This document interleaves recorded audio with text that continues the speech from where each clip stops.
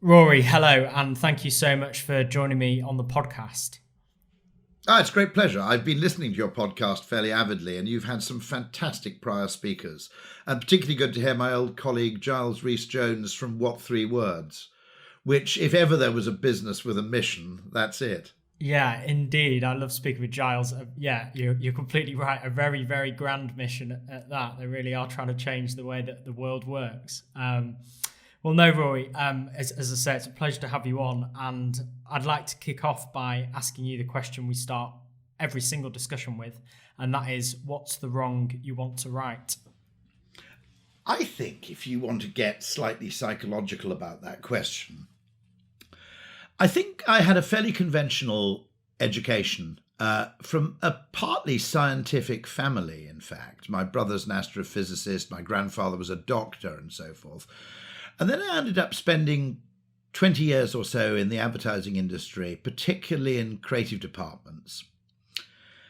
And what I noticed after about, well, I think I noticed it more or less when I first arrived, but I particularly noticed it 5, 10, 15 years later, was that there's an approach to problem solving in advertising. The creative approach to problem solving is completely underdeployed elsewhere.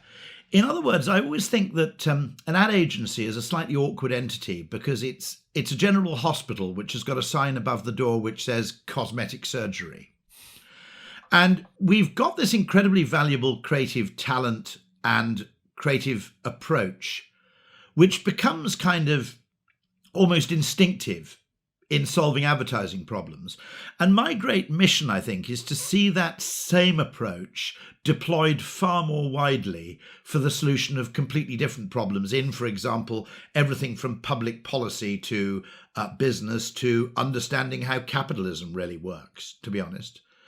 And I think that creativity is deployed far too narrowly. That's probably my great beef, which is that essentially decisions get taken by highly rational people on the basis of, rational sequential logic. And then at the very last moment, they'll deploy it to, they'll add a few creative people to add a few little bells and whistles to a framework that's already been designed. And I think in many cases, this is the wrong way round. And the very simple way, if you want me to sum it up in a sentence, I think there are far more great ideas out there that can be post-rationalized than there are great ideas that can be pre-rationalized. And if we confine ourselves only trying those things which make sense in advance, we're limiting the solution space massively.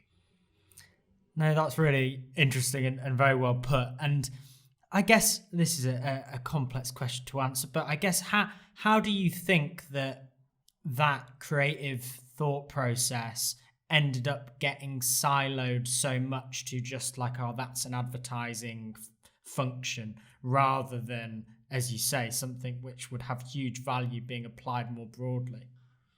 I mean, we're partly guilty ourselves. If you look at the history of the ad agency, it made its money really through commission.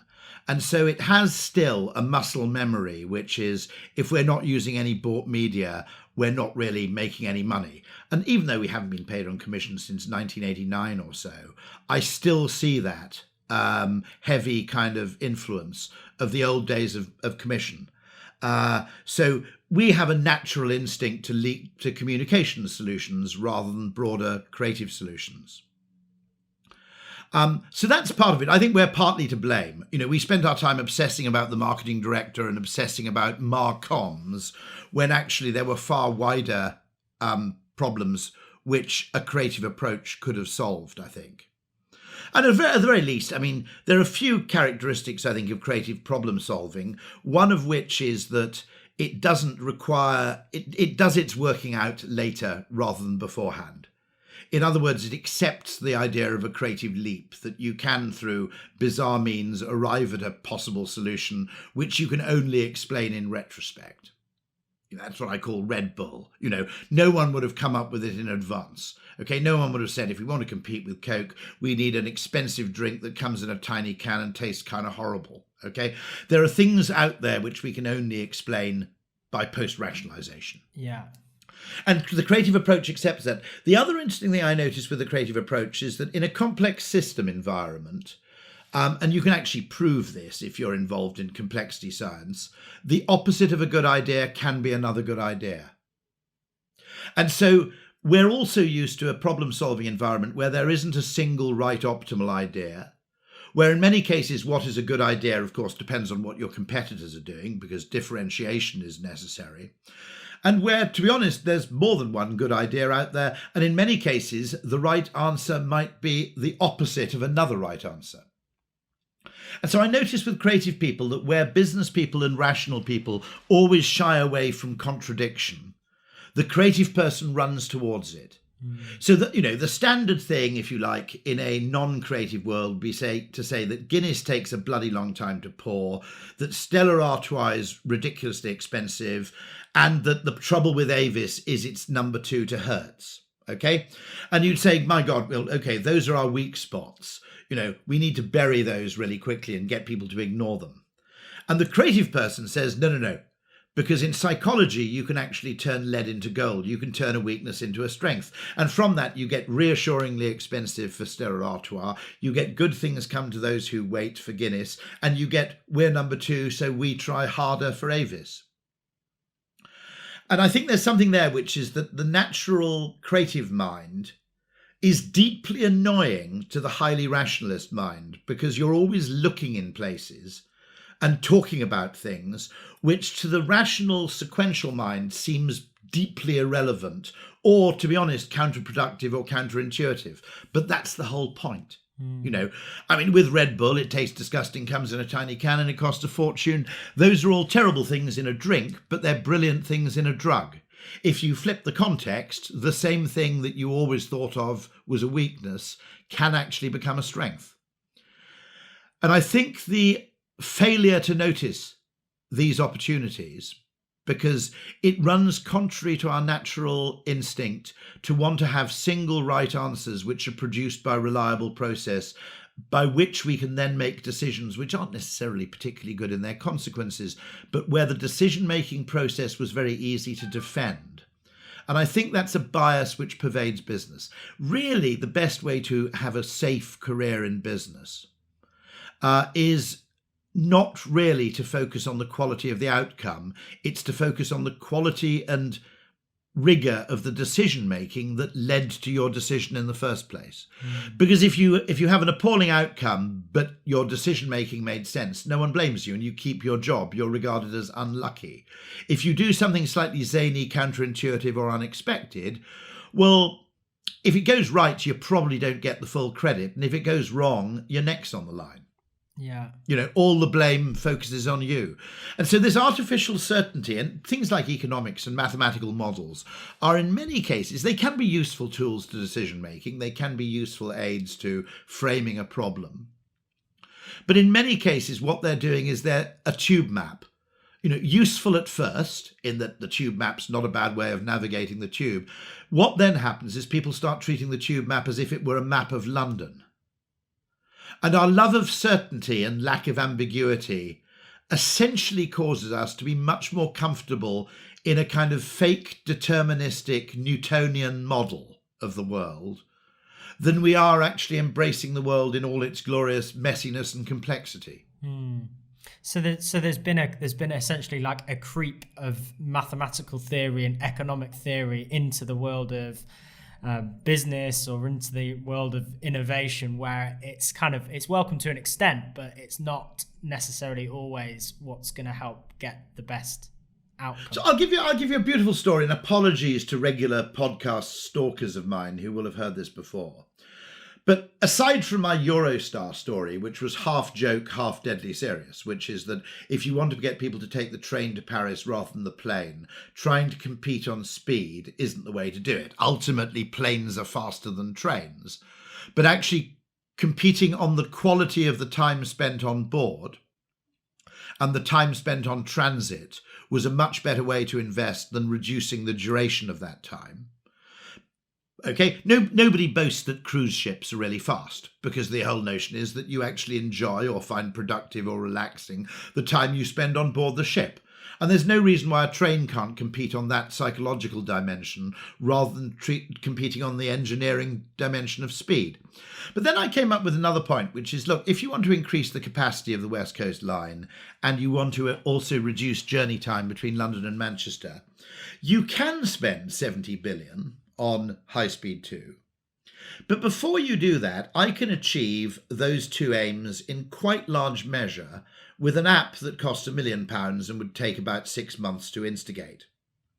You'd want to spend a few million advertising it as well, by the way, but nonetheless, it's a 7-figure solution, not an 8 or 9-figure solution. And it's simply this: you redefine journey time as being end-to-end journey time, not time spent on the train.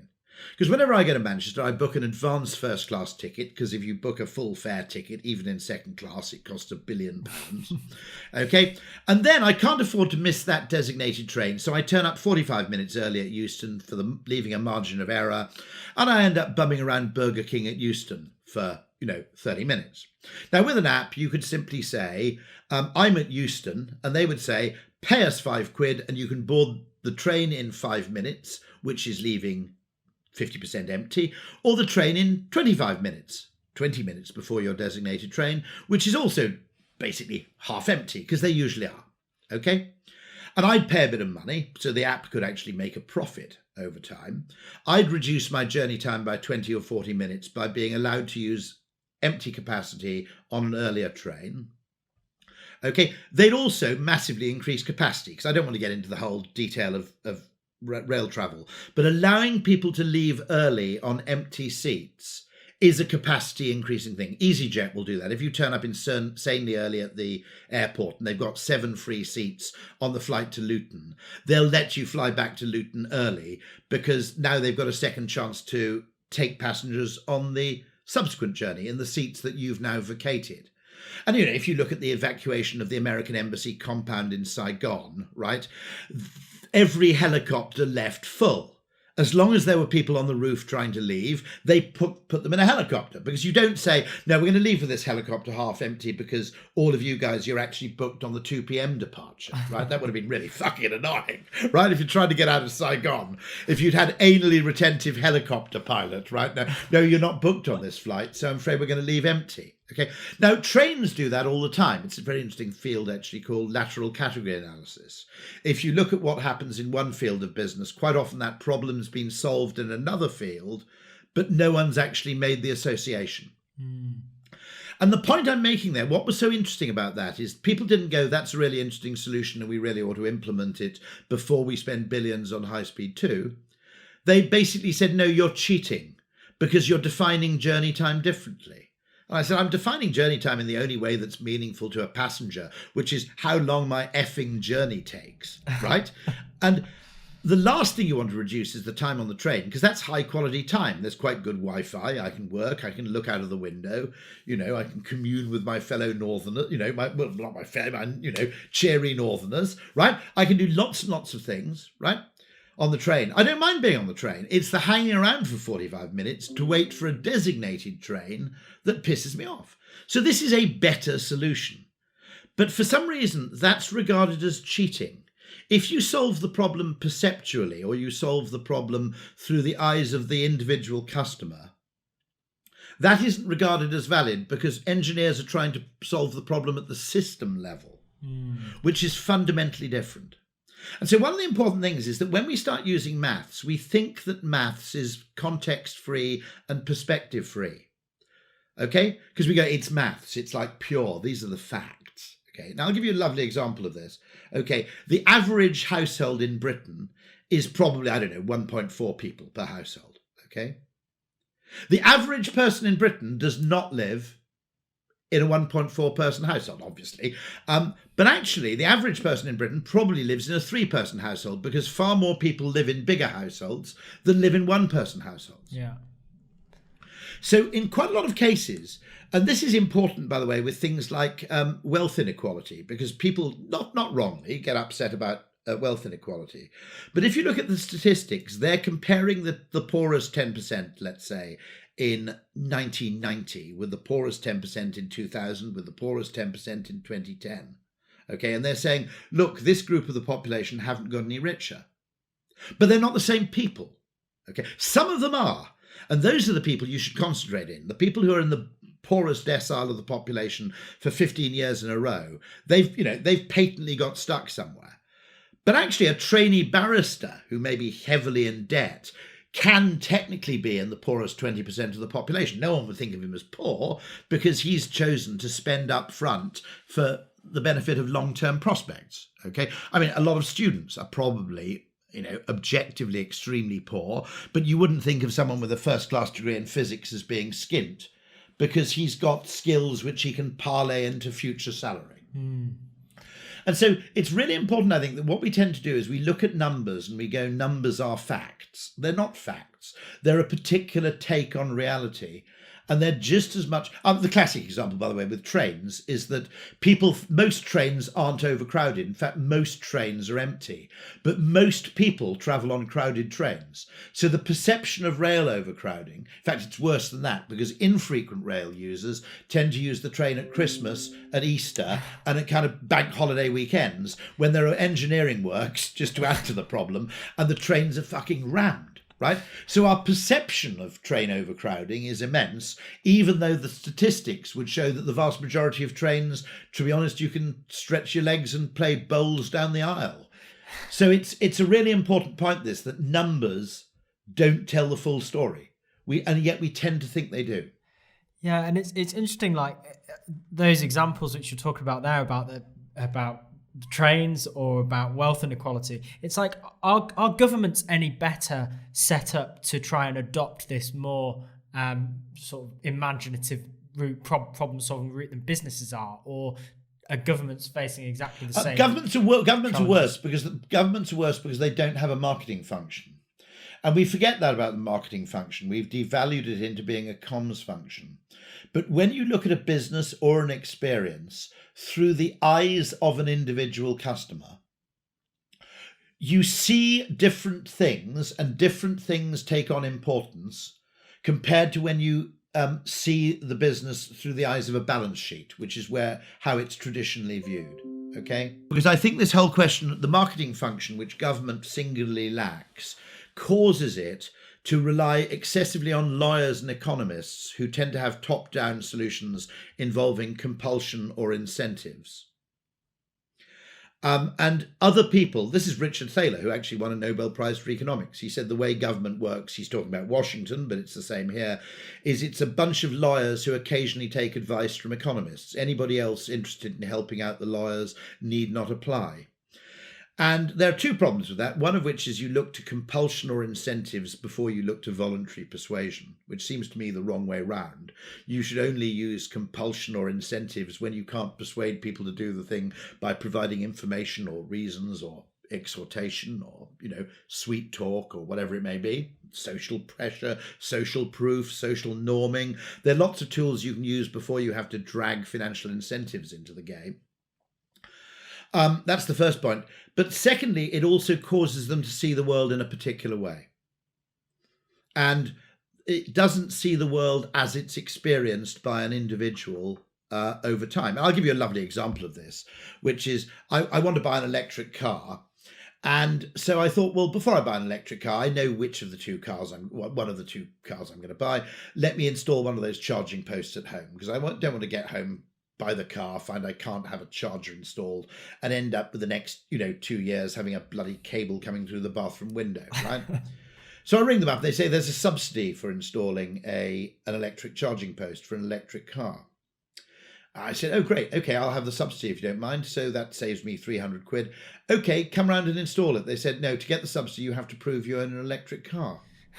And I said, look, you dickwad, I want to get the charging post, then I'm going to get the car. If you could actually incentivize people to get electric charging posts at their home and you got them to pay a few £100s for it, you'd have no problem selling electric cars, because if you spent 200 quid getting a charging point for your car installed outside your house, you're going to feel a bit of a dickhead buying a diesel, aren't you? Right? So this whole thing is a failure. They have an incentive for buying an electric car and they have an incentive for buying a charging post. But actually, the incentives operate in a sense the wrong way around. It's catch-22. And that's the classic thing that would arise when you see like a state, or you see like an economist, or you see like a lawyer. And in fairness to marketers, the best ones, we talk about being customer centric. I'd take that further. I think in behavioural science, you also need to be amygdala centric. So it's not enough to be customer centric in terms of listening to your customers, because deep down your customers don't really know what they want. Okay. Or they misrepresent what they want because they post-rationalize their emotional predisposition by, essentially contriving a bunch of plausible sounding reasons for why they want something. Okay. But in many cases, I think that's a fundamental mistake, because what you get is a misrepresented view of where the real emotional desire, the unmet need, is often unmet because it's unspoken. Nobody before Uber came along said, I want a map. Okay. No one before Red Bull came along and said, I want a weird tasting drink. No one before Starbucks came along and said, I want to spend $3.50 on a cup of coffee. In fact, if you'd asked people before Starbucks existed, most of them would have told you the concept sucked and you ought to piss off. In the case of Dyson, nobody wanted an $800 vacuum cleaner. Okay. So it's not safe to say we're customer centric in the sense of just listening to what consumers say, because the prefrontal cortex is a bullshitter and is completely delusional about the role it plays in decision making. Yeah, and it's interesting, I guess, on that, just quickly coming back to that government point. Like, obviously in the last sort of 12 months, you've heard more and more, probably than anyone's ever heard from the government, that we're following the science. And I think it's got like interesting implications because, as you say, there's behavioural science slightly wrapped up in that as well. But then there's you can't follow the science, because the science is there are two things you have to consider. Okay, one of which is simple ethics, which collides with science. Scientifically, the best people to vaccinate first in the UK would have been young ravers in their 20s and 30s.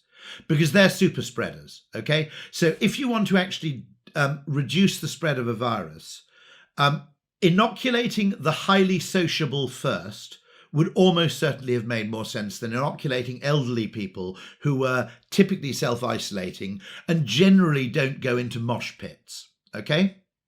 Right? I'm 55 and I continually have rows with my children because they say, no, we want standing tickets for this concert. I say, I'm perfectly happy to buy you a seated ticket.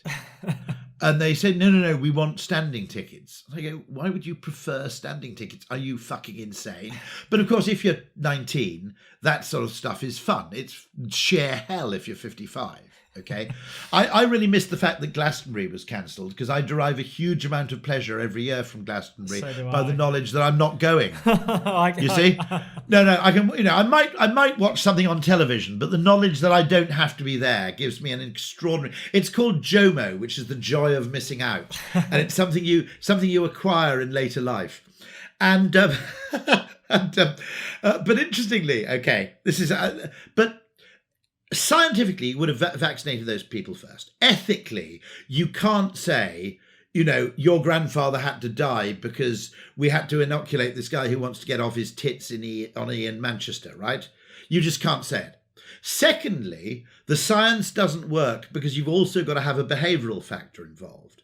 Now, the only people who really understood this years ago, they're people like Aesop who understood it. Orthodox Judaism understood it. There are Judaic laws which are, when you look at it, ingenious behaviourally in terms of, how a society can function. I think Judaism, was way ahead of the curve. You might argue Quakerism was also ahead of the curve in some of this stuff. But it was religions, in a sense, not science, which got to this stuff first. Now, let's explain something. I think, to be absolutely honest, right? I think that the chance of transmission out of doors is vanishingly small, right? Okay, and there is data to back that up. So those crowded beaches didn't seem to lead to any outbreaks at all. They couldn't trace a single outbreak to a beach. There's a problem, however, there, because what if you follow the science and say you can do what the hell you like outdoors, as long as you keep a reasonable distance, but you can't go indoors. There's a problem there because outdoor socializing tends to lead to indoor socializing, right? Particularly in the UK, because you go, okay, it's getting a bit dark, it's getting a bit nippy, the patio heater's not really doing the job anymore. Why don't we move to the conservatory? And then from the conservatory, people start using the bloody loo, and then the next thing you know is there are 5 people in the bloody kitchen, right? Yeah. So the science would say, hey, no real need on restrictions on outdoor behaviour. The behavioural science would say, be a bit careful there because, there are sequential consequences from allowing this behaviour. Yeah. And so the idea of the sort of Dawkins brigade, that if only you had enough information, you could effectively decide perfectly every decision, is completely spurious. I mean, put another way, Richard Feynman said, any scientist outside his specialist field is just as capable of being a total klutz as anybody else. Okay. And so, this is not to disparage. What you've got to be really careful is people say, oh, so you don't believe in vaccines. Of course I fucking believe in vaccines, right? Okay. I'm simply saying that there are aspects of life which are highly complex. They're highly path dependent. And the idea that you could just translate the science into legislation isn't safe. First of all, you come into conflict with ethical considerations. Secondly, you come into conflict then with behavioural considerations. There are some behaviours which are actually nothing to do with, you might want to encourage certain behaviours, not for the behaviour itself, but for the fact that it makes you mindful of something. Now, there was this really weird belief, which I don't know where it came from, that wearing masks might not work because it makes people overconfident. Right. Now, my argument was the great thing about wearing masks is if you spot someone not wearing a mask, they're slightly lackadaisical about this whole thing and you can give them a wide berth.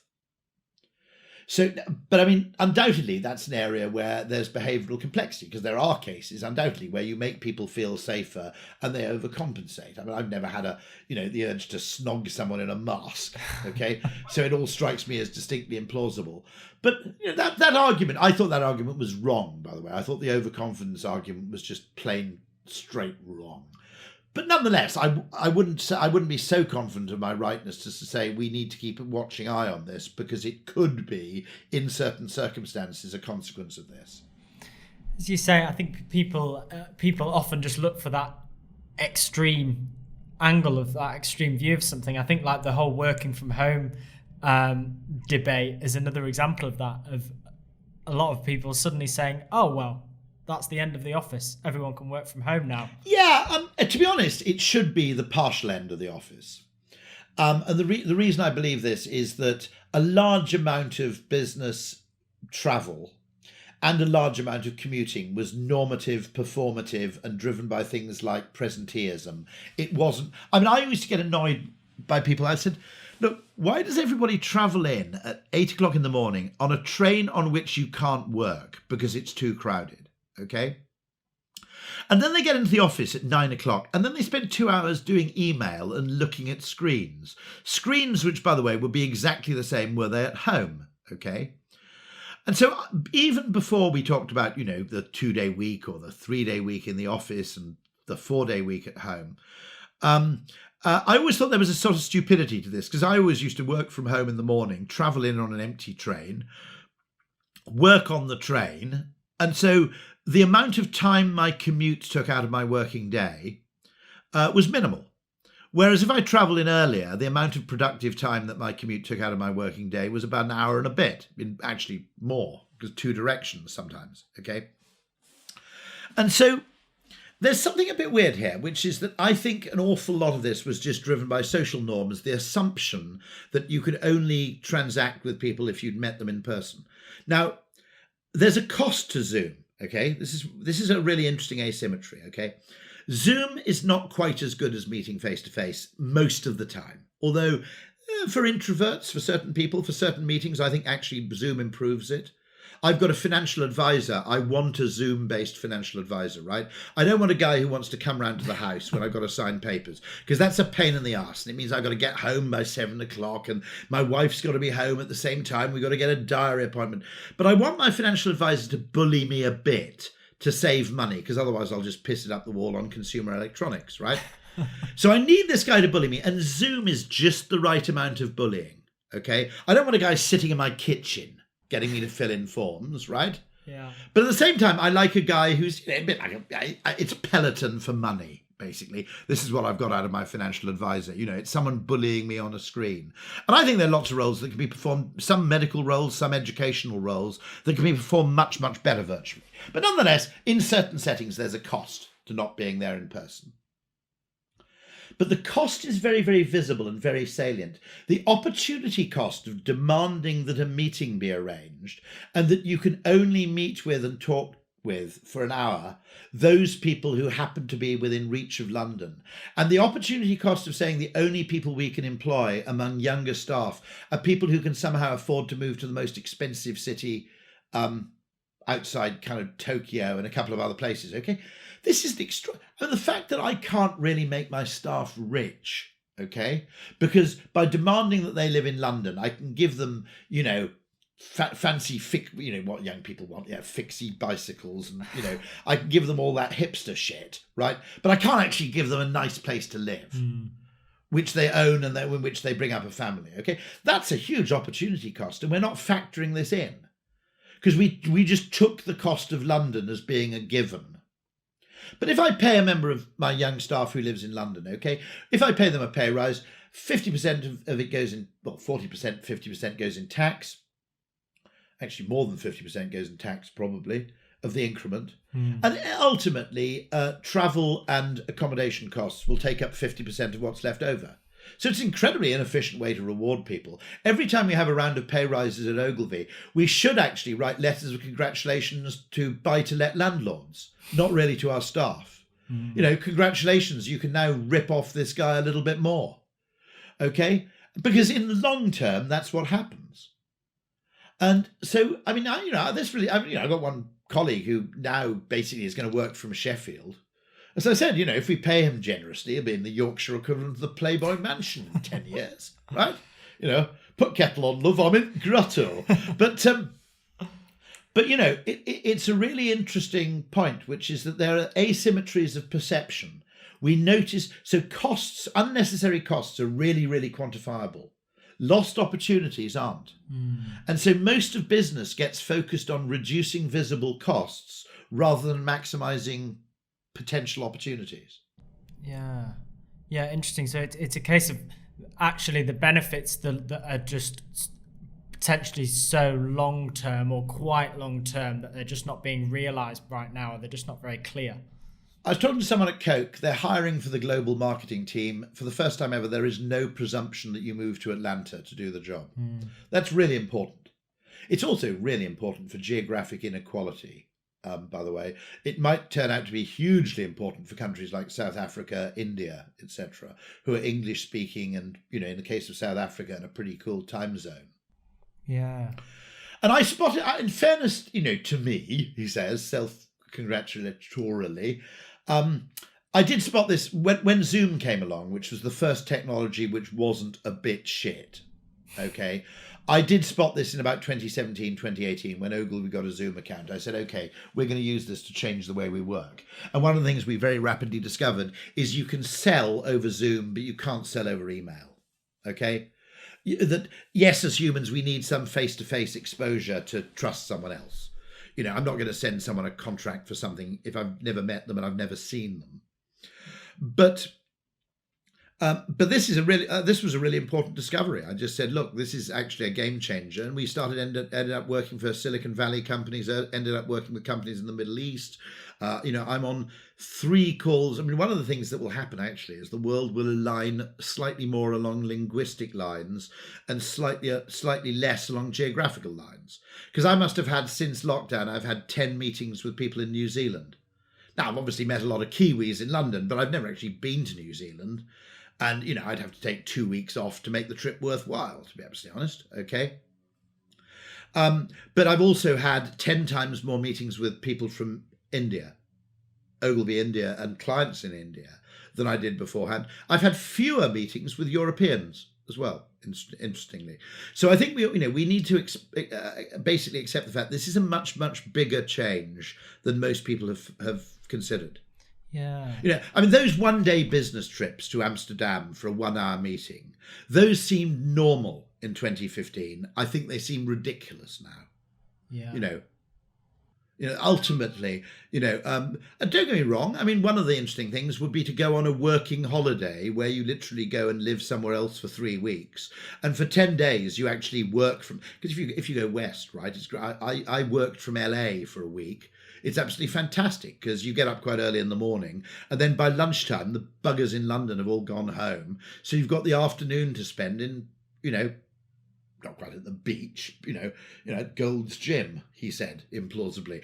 But I mean, there are ways in which you can play this in completely different ways. So Airbnb is a really interesting idea. The idea that you rent an interesting place to work for a few weeks, and and nothing I'd like more than spending 3 weeks a year in New Mexico, and maybe I can work for 5 of those days. Daniel Kahneman actually says it's better to work in the middle of a long holiday, because he says actually, if you just take 15 days off doing bugger all, the novelty of leisure dissipates by the end of the holiday.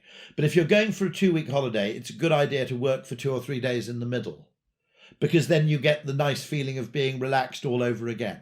Now, I don't know if I think Kahneman's got the data on this, but it's quite interesting. What's your take, I guess, on brand building now? Like we've emerged out of the sort of TV industrial kind of complex.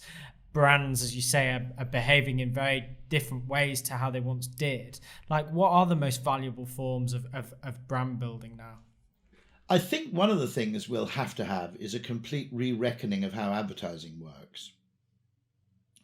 Because the idea that this is a kind of programmatic efficiency game, I think will soon become apparent that this is completely mistaken. And that a large part of the reason for marketing is probabilistic, that the value of indiscriminate fame is that it exposes you to upside opportunity in areas of the market and ways in which you'd never even anticipated. And I also think that, so I think this business, if you think about it, the job of a marketer is ideally to sell a product to someone who hadn't even considered buying it at full price. And the job of programmatic advertising is to sell products at a discount sooner to people who would have bought them anyway. Right? Now, that's not a useless thing to do. Just to be clear about this, overcoming inertia by getting people to buy something sooner, or by getting people, over the cliff and actually making a decision, is a perfectly justifiable use of advertising. And, James Webb Young says so, a large part of the role of advertising. And if you look at how marketing uses the price mechanism, we don't use the price mechanism in the way that economics thinks it works, which is people who couldn't afford it, in other words, capturing more of the deadweight loss is how you describe it in economics. Okay, we don't really do it like that. We do it to create a bargain, 50% extra free. We get it to get people over the edge. I bought a Samsung watch because there was a short-term offer of a trade-in on your old Samsung watch, and I thought that won't last forever. I was meaning to get a new digital watch, to be honest, in a year's time, but since there's this temporary discount, it kind of pays me to act a bit sooner. Okay. Now, it's worth remembering that marketers don't use price. They use it to overcome inertia. You don't just drop the price of things. You hold a sale and you make a load of noise about it. Okay. You don't just drop the price and allow people going in to say, well, previously, that purchase would not be utility maximizing, but now it is. It doesn't work like that. Okay, you use it to generate behavior and to overcome inertia and to some extent maybe to compensate people for trying something different, or to get people into a habit. That's how you use price in marketing. It's very, very different from the way in which economics thinks it works. But I think there has to be a total reckoning of the value of things like fame and the value of scale, because if you're only doing this kind of programmatic marketing, what you're doing is you're pursuing efficiency, but you're in many cases getting trapped in a local maximum. And this is, I think, I think that idea of marketing as just hitting the right person at the right time with the right message, as though you can know, okay, is basically something that makes sense but doesn't really work. Okay, so really important phrases. Okay, Chris Graves, partly my colleague, is responsible for this. Just because something makes sense doesn't mean it's true. Okay, and just because something makes sense doesn't mean it'll work. All right, and just because something doesn't make sense doesn't mean it doesn't work. It might just work in ways that you can't quantify, or ways you can't predict, or ways you can't explain. So a large part of fame works in ways that you could never quantify. You know, if you're the chief executive of Rolls-Royce Aero Engines, I was at school with him actually, Warren East, and you ring up somebody, they'll call you back, right? If you got a call from him, you call back, right? Now, you can't quantify the value of that, but if I get a call from someone at Zog Enterprises, okay, I don't call back. Right? Now, you can't actually put a value on all those things. The fact that, you know, that trust in the meeting is taken as much more as a given, you demand far less legalistic, all those benefits that arise from trust and fame, and the fact that you've invested in your brand reputation and you're clearly reputationally vulnerable or fragile through having invested this money in advance. You can't really quantify the value of those things, but just because you can't count it doesn't mean it doesn't count. To paraphrase Einstein, supposedly. And so, you know, one of the things we'll have to do is we'll have to rethink this a lot, because it's fundamentally wrong. I mean, it's fundamentally imbalanced. It's not wrong, it's imbalanced. It's out of whack. Yeah. And this efficiency game appeals to people of a highly kind of technical nature. And it appeals to that story, put very beautifully by a guy called Vijay Banga, I think his name is, who's the chief executive of MasterCard. He said, everybody says, you know, half the money I spend on advertising is wasted. The trouble is I don't know which half. He said, I need the half that's wasted to make the other half work. That actually there's a trade-off between exploration and exploitation, exploiting what you already know and exploring what you don't. And if you come up with a very narrow... The other reason I think we can say this doesn't work is that the advertising I see online does not remotely reflect, after 10 years of heavy internet use, with cookies accepted, with no attempts really to maintain privacy, what I see advertised online does not reflect what I spend my money on, even remotely. Okay? And I'll give you an example of this. I bought my daughters some tights, I think it was, expensive tights, directly online from the manufacturer. And for about 6 months, I got ads for nothing else, right? Okay. Now, during that same period, I've been searching for, watching YouTube videos on, basically talking about, in the presence of Alexa, the possibility of buying an electric car. I haven't seen a single fucking ad for an electric car. I never see any ads for packaged goods. I spend £100 or so a week on food. I don't see any ads for things I can add to my Ocado order, right? I don't see any ads for electric cars. I don't see any ads for people who will install an electric car charger. I don't see any ads for solar panels, which is another thing I've discussed and investigated quite a bit. But I see tons of ads for these flaming things. Now, why? Well, one, it's huge margin, right? I don't know what the margin is on premium hosiery, but it's going to be batshit insane. Secondly, they're selling direct, so they don't even lose the retailer cut, okay? Thirdly, it's a measurable impulse buy. In other words, you see the ad, you buy the product. And so to them, the case for advertising is spectacularly good. But because of this obsession with direct and immediate measurability and the speed of the speed with which the response follows on the heels of the stimulus, things like tights and fashion and women's fashion, which are impulse buys with a very high margin, okay, where you go straight to the retailer and buy the product advertised in a measurable way. When those three things are in combination, okay, high margin, high degree of impulsiveness, and high degree of measurability, you'll get an insane level of over-advertising. And when you get the electric car, now bear in mind, okay, you know, okay, Tesla doesn't advertise much, but I haven't seen any ads for the Nissan Leaf, I haven't seen any ads for any other, I haven't seen any ads for the Jaguar I-Pace, I haven't seen shit. Right? I've done everything I can. The only people who get it a bit right, YouTube at least, presents me with a lot of electric car films to watch every time I go on YouTube. Okay, so that's working.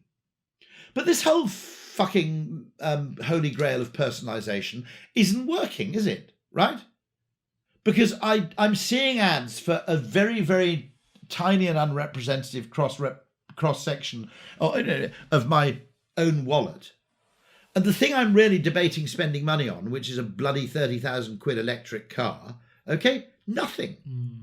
I don't see any ads for anything by Unilever. I don't see any ads for anything by P&G. Now, okay, I'm not seeing this stuff, right?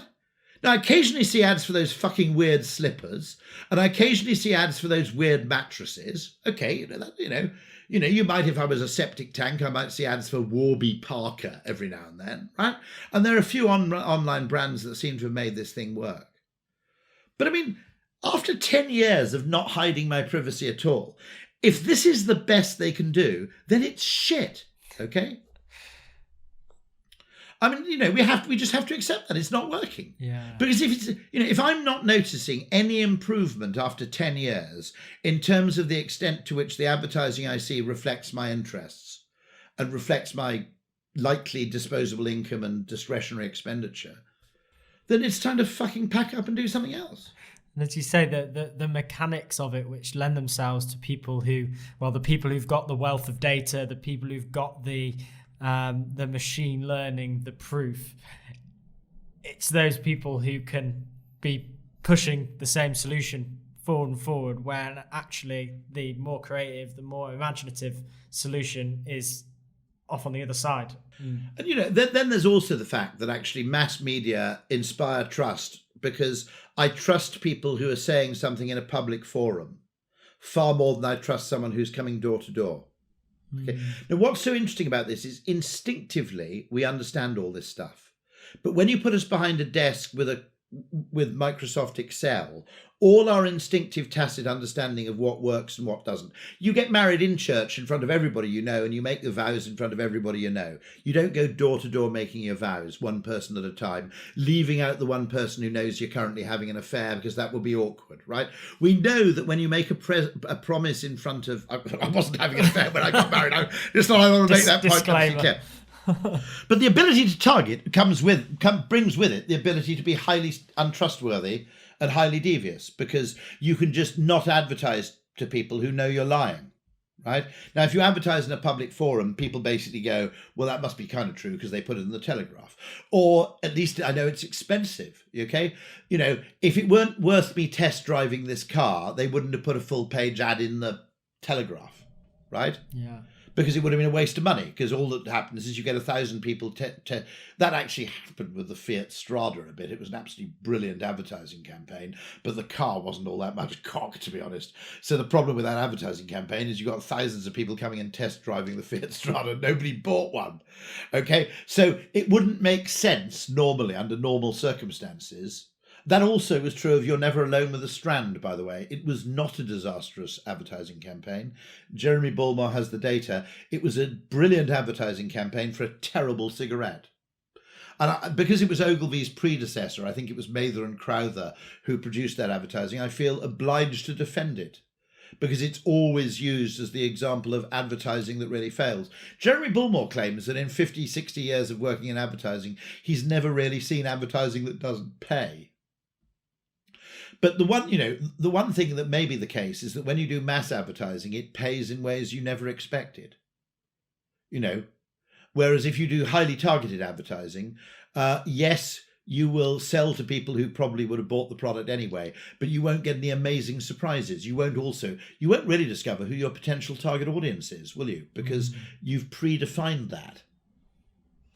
Yeah. And so I think it's incredibly dangerous. This is not to say that the bottom of the funnel is unimportant. Emphatically not. Because if your bottom of your funnel's shit, if you're not converting people, there's no point in doing a great ad campaign. I get that. Okay, I accept that.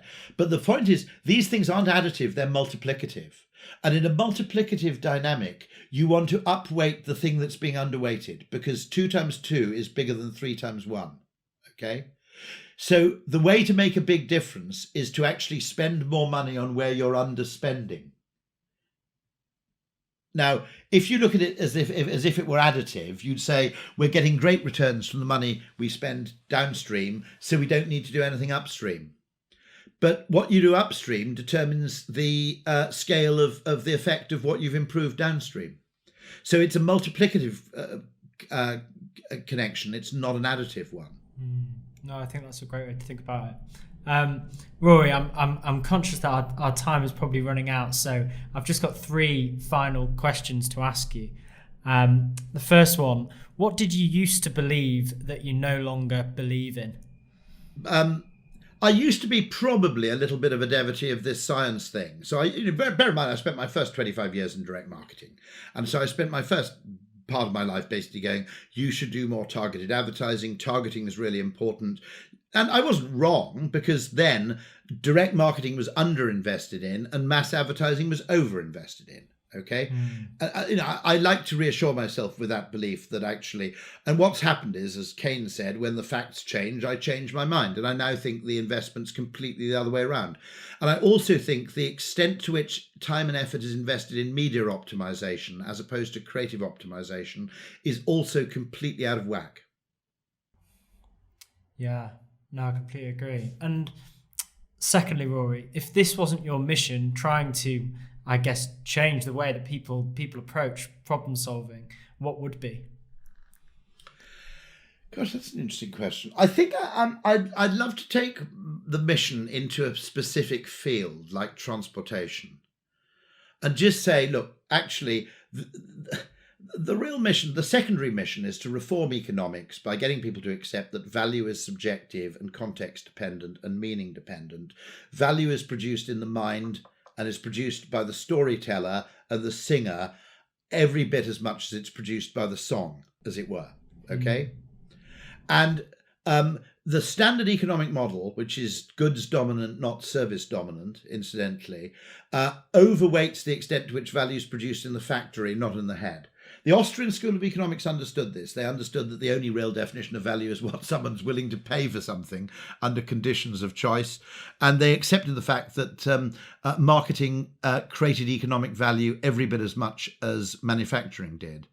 But that would be my secondary campaign, is to elevate the status of marketing, which I think is much more important than marketers realise it is, because I think even marketers have been talked into this idea that you're a cost.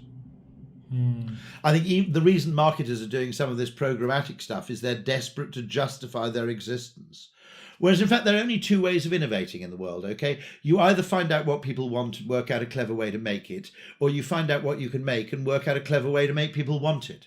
Now, the money you make, in most reality cases, it's a combination of the 2, obviously.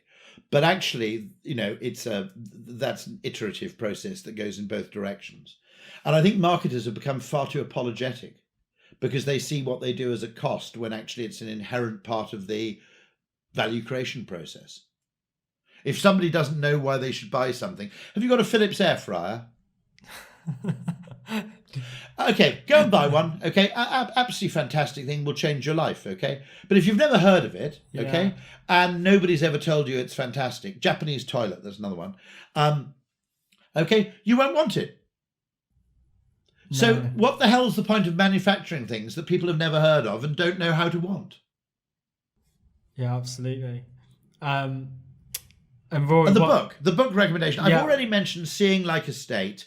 I think I'm going to mention read a load of evolutionary biology because it helps you think in a complex systems ecosystem kind of way. Okay. And so the trick there is, I think, oh God, it's so difficult, but maybe The Darwin Economy or The Economic Naturalist by Robert H. Frank. Fantastic. We've never had someone recommend something like that before, but I think it perfectly speaks to what you're trying to the change you're trying to make, Rory. The other thing about brand value, by the way, another point I'll make just as an aside, we look at it completely the wrong way because we're always comparing like Samsung to Sony or Sony to Apple or whatever. No.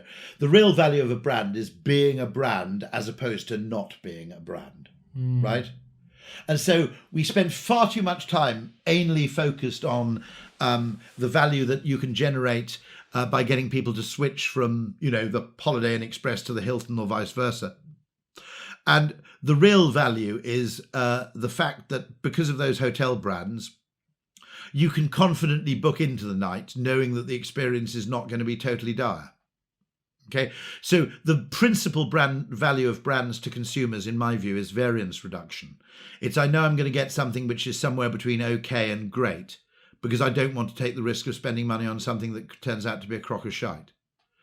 And so I think brands are a very, very valuable heuristic proxy for tolerable product quality. So on that basis, is like Airbnb like overvalued as a brand on that basis, because it lacks some of the consistency and the like, oh, I'm sure that I'm going to get what I'm paying for here. Yeah, interesting. I mean, the rating systems are not nearly as good as economists thought they would be, okay? Because you can game the system. A lot of information gets lost, okay? And so this idea that you wouldn't need brands because you have ratings hasn't really proved to be true. And I think ratings in some cases are highly misleading and undesirable, by the way. And so, yeah, I mean, economists wanted a brand-free world because through their model of the world, they see brand preference as irrational. Looked at through a different lens, which is the consumer's own lens, brand preference, which is variance reduction in outcome, is a highly rational approach.